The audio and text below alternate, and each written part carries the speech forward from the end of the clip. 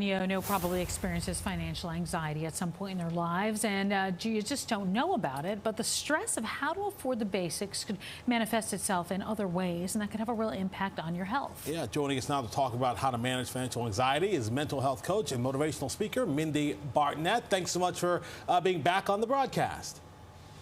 Thanks, Corey. Nice to see you both today. It's good to see you as well. So just this topic can stress people out. So, how do you deal with financial anxiety?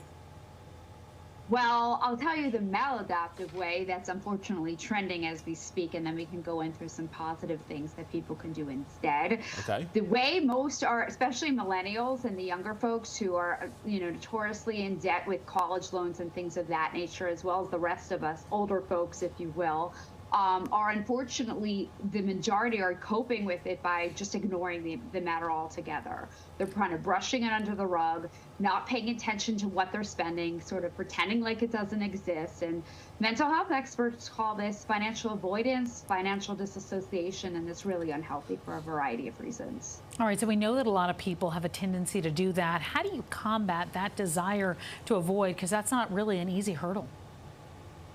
It's not, right? And the best thing to do is to write things down. Keep a log of what you're spending, when you're spending it. I actually recently started doing this myself. I have a calendar that's just for my financials.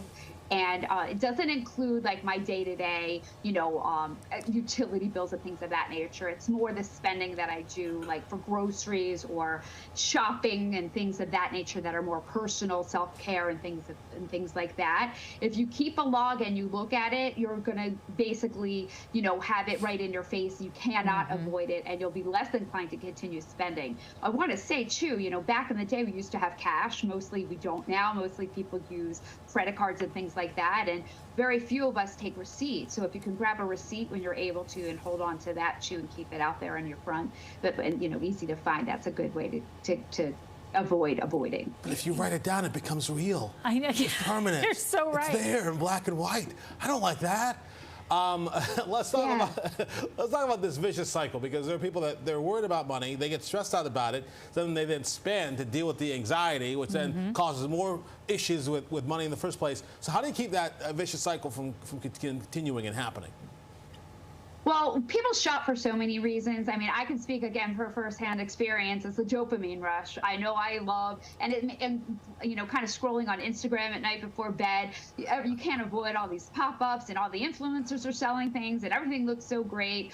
But, if you can find more helpful ways to sort of get that dopamine rush, my therapist actually recommended this to me, exercising, doing something that gives you some joy and that you really enjoy. And for me, that's taking a bar class or taking a spinning class or something of that nature that you're also having to spend money for, but it's a little bit more on the healthy side, if you will. And just doing things that are free, taking a walk outside, anything, talking to a friend, anything that will give you that good feel dopamine without the price tag attached is a really good way to sort of break that vicious cycle.